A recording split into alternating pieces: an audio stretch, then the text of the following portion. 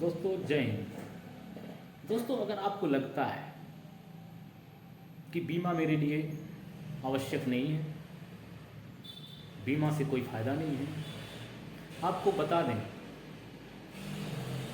जिस तरह से द्रौपदी ने एक कर्म किया था, भगवान कृष्ण के कटे हुए हाथ पे अपने आंचल को फाड़ करके बांधा था। और जब महाभारत में शतरंज के खेल में, द्वैत के खेल में द्रौपदी का चीर हरण हो रहा था, तो उनके पति भी मौजूद थे। उस समय उनके परिवार के हर सदस्य मौजूद थे, सभी रिलेटिव मौजूद थे, सभी मित्र मौजूद थे, लेकिन उनका चीर हरण रोकने के लिए कोई आगे नहीं आया।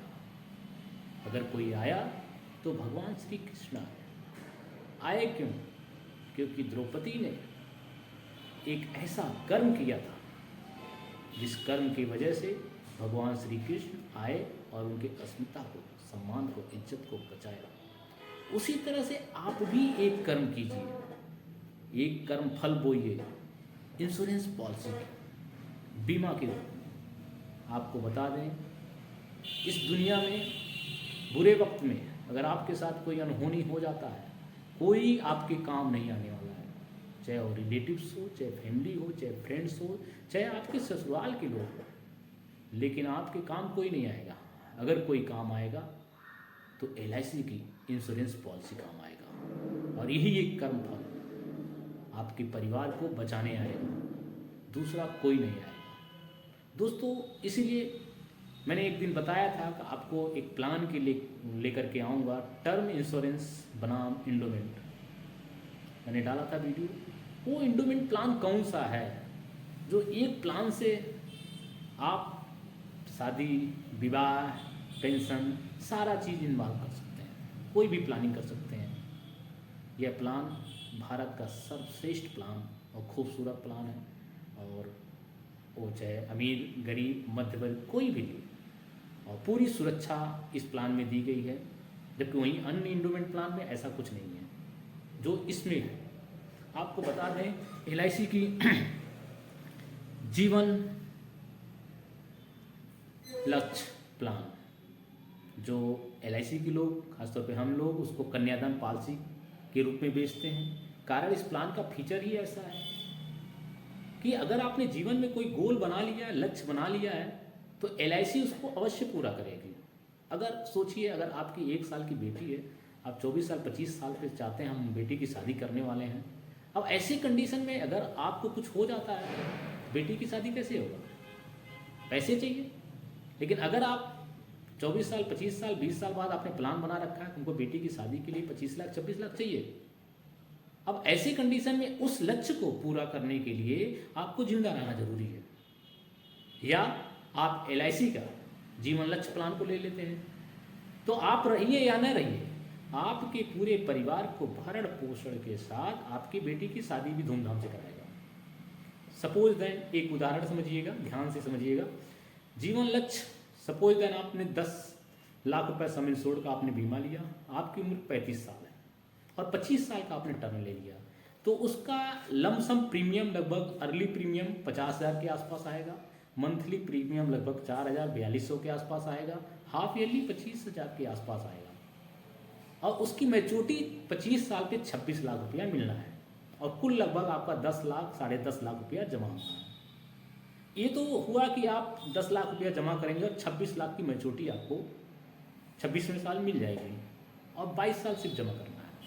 लेकिन कहानी तो यहाँ शुरू होती है।